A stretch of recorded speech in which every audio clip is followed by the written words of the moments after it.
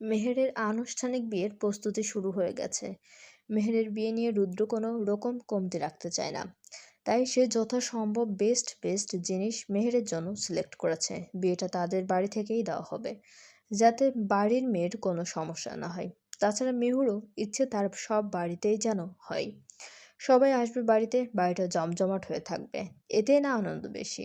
মেহুর বিয়ে হওয়ার পরও সে কয়েক মাস ধরে বাড়িতেই থেকেছে, তাই এখনো সে কোনো অনুভূতি পাচ্ছে না। তার কাছে সবকিছু ফানি লাগছে। এক একবার লজ্জা পাচ্ছে, খুশি হচ্ছে, বাড়ি সাজানো দেখে অবাক হচ্ছে। তবে খারাপ লাগাটা এখনো সৃষ্টি হয়নি মনে। সে নিজের মতো বিন্দাস চলছে। আজকে তার মেহেদি অনুষ্ঠান। খুব ছোট করে পরিবারের মানুষজনকে নিয়েই পালন করবে। গ্রামের বাড়ি থেকে সবাই এসেছে। দাদি তো এসেই আগে কতক্ষণ হম্বিতম্বি করেছে। এখন নিজেও এসে সবাইকে বলেছে কিভাবে কি করতে হবে। উনি অভিজ্ঞতা সম্পন্ন মানুষ, তাই কেউ বাধাও দিচ্ছে না। ইমার পরিবার থেকে ইমার পরিবার থেকে ইমার চাচা চাচি আর রিদিকে দাওয়াত দেওয়া হয়েছে। চাচার বাড়ির গবাদি পশু রেখে আসতে পারেননি। চাচা বাড়ির গবাদি পশু রেখে আসতে পারেননি, তবে চাচি আর রিদিকে দুদিন আগে পাঠিয়ে দিয়েছেন। তিনি বিয়ের দিন আসবেন বলে নিশ্চিত করেছেন। ইয়ানার বয়স এখন 9 মাসে পড়েছে। কোনো কিছুর সাপোর্ট নিয়ে সে দাঁড়াতে পারে, তবে প্রচুর চঞ্চল মেয়েটা। একটু দাঁড়ালেই হাঁটার চেষ্টা করে, ফলে বেশিক্ষণ দাঁড়িয়ে থাকতে পারে না। এনা এখন এই পুরো বাড়ির রাজকুমারী। তাকে নিয়ে সবার কত কাড়াকাড়ি। এক একজন তাকে কোলে নিতে গেলেই সে কান্না জুড়ে দেয়। সে কারো কোলে থাকবে না, একাই রাজত্ব করবে সে। ইয়ানাকে দেখে আশেপাশের সবাই বলে, মায়ের মতোই সুন্দরী হবে মেয়ে। ইয়ানার সামনের দুটো দাঁত উঠেছে, তা দিয়েই সবাইকে কামড়াতে চায় শুধু। রুদ্র এখন পর্যন্ত কত শত কামড় খেয়েছে মেয়ের। প্রথম প্রথম বিষয়টা মজা লাগলেও এখন মেয়ের ছোট ছোট দাঁতের কামড়গুলো বড্ড লাগে। তবে মেয়ে বাবাকে কামড় দিতে পারলেই খুশি। কামড় দিয়ে তারপর সে খিলখিলিয়ে হাসবে। বিয়েবাড়ির ব্যস্ততায় ইমা মেয়েকে কাছে রাখতে পারছে না। মেয়ে ক্ষুধায় সেই কখন থেকে কান্না করছে। ইমাকে তবুও না আসতে দেখে রুদ্র বাধ্য হয়ে রান্নাঘরে উকিয়ে দেয়। ইমা তখন রান্না করায় ব্যস্ত। পাশে রুমানা মশলা বাটাবাটি করছে। রুদ্র ইমাকে চাপা স্বরে ধমক দিয়ে বলে, একটু এসে মেয়ের কাছ থেকে ঘুরে গেলে কি হয়? কাজটা একটু পরেও করা যাবে, আগে আসো এদিকে। কিন্তু এখন এখান থেকে চলে গেলে রান্না দেখবে কে? তখনই হালিমা এসে বলে, আমার ওদিকার কাজ শেষ, এখন তুমি যাও মাইয়ার কাছে। কখন থেকে কানতেছে মাইয়াডা, খাইয়া খাওয়াও যাও। এমা সুযোগ পেয়ে মেয়ের জন্য রান্না করা নরম খিচুড়ি নিয়ে রুমে যায়। রুমে তখন রুদ্র মেয়েকে নিয়ে বসে আছে। বারবার কান্না থামানোর চেষ্টা করেও ব্যর্থ হচ্ছে। এমা দ্রুত গিয়ে মেয়েকে কোলে নিয়ে শুইয়ে খাওয়ানো শুরু করে। অল্প খেতেই ইনা জামা কাপড়ে খিচুড়ি মাখিয়ে ফেলেছে। ইমা মেয়েকে খাইয়ে রুদ্রর কোলে ধরিয়ে দিয়ে বলে, ধরুন, গোসল করিয়ে আনুন, শরীর ভালোভাবে মুছিয়ে পরে জামা পরাবেন। আমি কাজে গেলাম। হ্যাঁ, জো হুকুম ম্যাডাম। আমার আর কাজের শেষ নেই। একটু রেস্ট পেয়েছিলাম, সেটাও মেয়ের জন্য উৎসর্গ করে দিতে হলো। পেটে খাবার পড়তেই না ঠান্ডা। বাবার কথা বলা দেখে সে খিলখিলিয়ে হেসে ওঠে। হাসতে হাসতে বাবাকে হাত দিয়ে কয়েক ফোঁটা থাপ্পড়ও লাগিয়ে দিয়েছে। রুদ্র মেয়েকে নিয়ে ওয়াশরুমে ঢুকে তারপর মেয়ের জন্য রাখা গোসলের পাত্রে তাকে বসিয়ে দেয়। পানির ছোঁয়া পেয়ে মেয়ের লাফালাফি শুরু হয়। শেষে অনেক সংগ্রামের পর রুদ্র অর্ধভেজা হয়ে মেয়েকে গোসল করিয়ে বের হয়। তারপর মেয়েকে সুন্দর করে জামা পরিয়ে বিছানায় বসায়।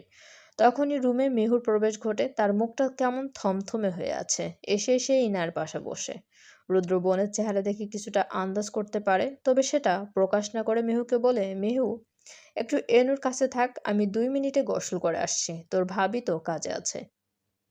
মেহু মাথা নাড়িয়ে মৃদু স্বরে বলে, আমার সামনে ইনায়াকে ইনু বলে না ভাইয়া।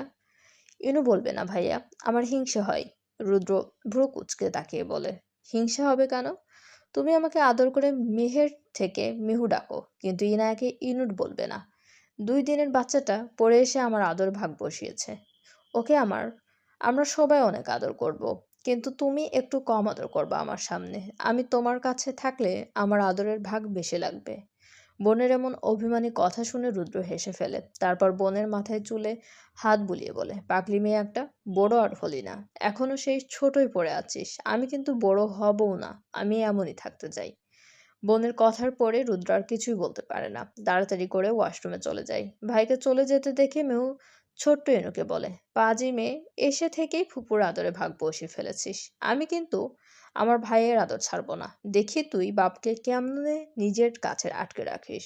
ইনায়া কিছু বুঝলো কে জানে, হঠাৎ ছোট ঠোঁট উল্টে কান্না করতে চাই। তা দেখে মিহু দ্রুত তাকে কোলে নিয়ে নাচাতে নাচাতে বলে, যা, তোর বাপ তোরই থাকবে, তাও কান্না করিস না রে মা। সাজিদ সেই কখন থেকে রুদ্রদের বাড়ির সামনে ঘোরাঘুরি করছে, মেহুর কোনো খবর পাচ্ছে না সে। সন্ধ্যায় ছাদে মেহুর মেহেদি অনুষ্ঠান হয়েছে। সাদিকা নাকি কোনো মেয়ে তার হাতে মেহেদি পরিয়ে দিয়েছে।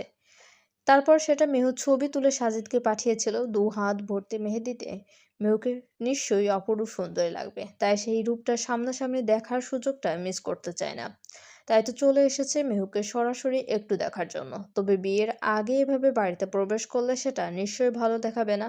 তাছাড়া সাজিদের তো লজ্জা লাগবে কেউ তাকে আজ বাড়িতে আসার কারণ জিজ্ঞাসা করলে। তাই সে অনেকক্ষণ ধরে বাড়ির সামনে পায়চারি করতে থাকে। হঠাৎ ঘাড়ে কারো হাতের ছোঁয়া পেতে সে চমকে ওঠে। পেছনে তাকিয়ে দেখে রুদ্র বুকে হাত গুজে তার দিকে তীক্ষ্ণ দৃষ্টিতে তাকিয়ে আছে। সাজে ধরা পড়ে চোরের মতো মুখ লুকিয়ে বলে, আরে দোস্ত, তুই এখানে? রুদ্র গম্ভীর স্বরে বলে, আমি ঠিক জায়গাতেই আছি। তুই এখানে কি করছিস? আমি ওই তো তো তোদের বাড়ি সাজানোটা দেখতে আসলাম, হে হে। দোস্ত, মায়ের খেয়েছিস কখনো? বাপ মায়ের হাতে অনেক খেয়েছি। আর আমার হাতে? সেটা তো হিমেল খায় সব সময়। এইবার তুই খাবি। ঠিক এই সময় বাড়ির গেটে হিমেলের সাথে দেখা মিলে। সে যখন দেখলো রুদ্র সাজিদকে মারার পায়তারা করছে তখন খুব খুশি হয়ে বলে, দে মায়ের শালাকে।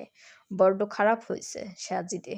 রুদ্রর কথাটা শোনা মাত্রই সাজিদ এক দৌড়ে কিছুটা দূরে গিয়ে বলে, একটু আগালেই কিন্তু তোর বোনকে নিয়ে হাওয়া হয়ে যাব। সেই অধিকার কিন্তু এমনিই আমার আছে। তাই বেশি ক্যাচাল না করে আমার বউয়ের সাথে দেখা করার সুযোগ করে দে ভাই, হারামি। আমি বড় ভাই হই। একটু তো লাজ শরম কর। আপাতত পারছি না, প্রমিস ভাই, একটু দেখেই চলে যাব। নির্লজ্জ বেড়া একটা। রুদ্র যেতে দে হারামিটাকে। সবার সামনে গিয়ে বউকে দেখে আসুক। সাজের দাঁড়িয়ে একটা প্রাণ খোলা হাসি দেয়। রুদ্র হিমেলের দিকে এগিয়ে গিয়ে বলে, তোর বাসায় সবাই ভালো তো? মনা আর হিমি কেমন আছে? আলহামদুলিল্লাহ ভালো ভাই। মেয়ে আমার শান্তশিষ্ট হলে কি হবে? মেয়ের মা বাঘিনী রে।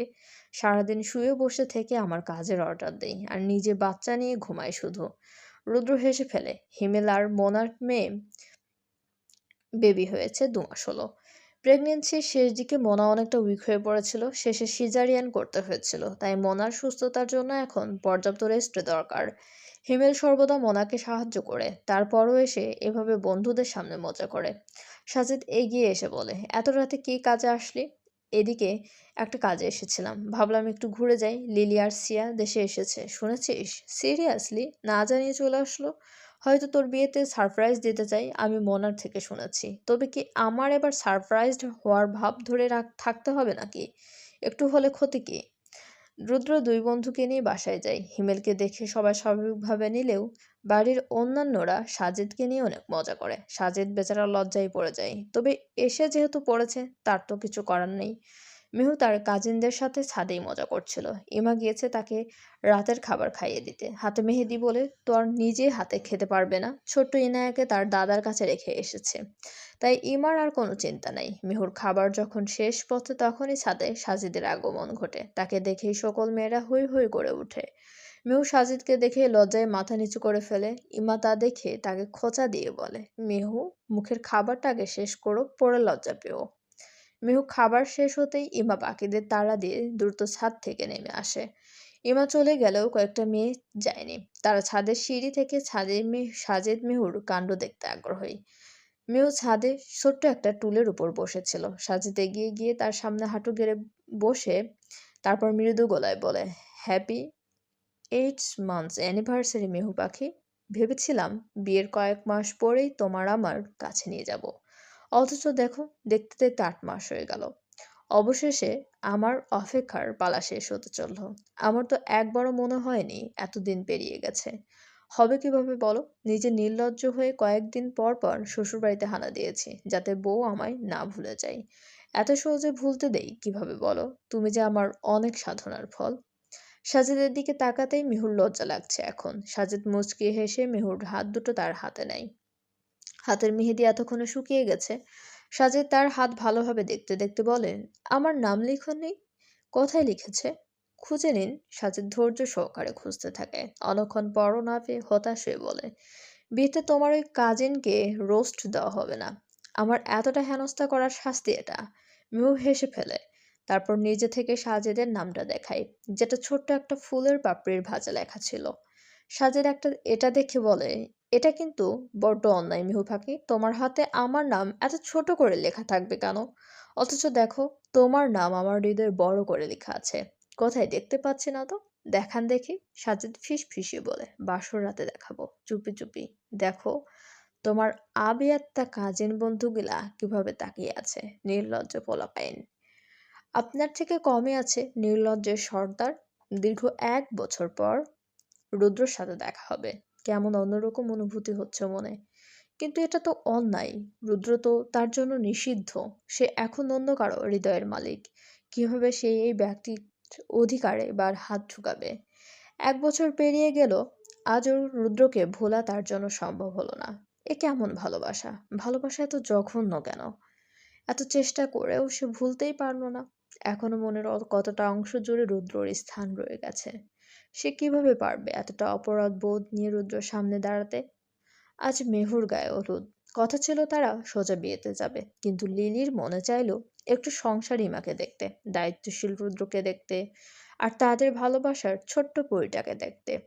এর মাঝে কয়েকবার ছবি দেখেছি আর মেয়েটা এতই কিউট যে সামনাসামনি দেখার লোভটা সে সামলাতে পারছে না। তাই তো বিয়ের আগের দিনই যাবে, মনে ভরে সব উপভোগ করতে। সিয়ার বিয়ে ঠিক হয়েছে, যে কোনো দিন তারা বিয়ে করে নেবে। অপরদিকে লিলি এখনো নিজেকে বিয়ে নামক জিনিসটার সাথে মানিয়ে নিতে পারছে না। মা বাবা ক্রমাগত প্রেসার দিচ্ছে বিয়ে করার জন্য, কিন্তু লিলি কোনো উত্তর দিতে পারছে না। তার যেই কাজিন ছিল, স্বপ্ন, তার সাথে বিয়ের কথা উঠেছিল একবার। লিলি এক কথায় না করে দিয়েছে। এমন পিলে বয় ছেলেকে সে ভাই হিসেবে মানলেও স্বামী হিসেবে মানতে পারবে না। যদিও স্বপ্ন পরবর্তীতে অন্য একটি মেয়েকে বিয়ে করেছে, সংসারও ভালোই করছে, বাকিটা ভবিষ্যতেই দেখা যাবে। আপাতত লিলি নিজের ক্যারিয়ারটা গোছাতে চাই। বিদেশে পড়াশোনা চলাকালীন একটা কোম্পানিতে জয়েন হয়েছে সে। শেয়ার উডবি হেল্প করেছে তাকে। আপাতত এভাবেই চলুক, দেখা যাক ভাগ্য তাকে কথায় নিয়ে দাঁড় করায়। চলবে। গল্পটি আপনাদের কেমন লাগছে অবশ্যই কমেন্ট করে জানাতে ভুলবেন না, এবং চ্যানেলটি সাবস্ক্রাইব করে আমাদের সঙ্গে থাকুন। অনেক ধন্যবাদ আমাদের চ্যানেলের সঙ্গে থাকার জন্য। আর অবশ্যই কমেন্ট করে জানাবেন কে কে রোজা রাখতেছেন।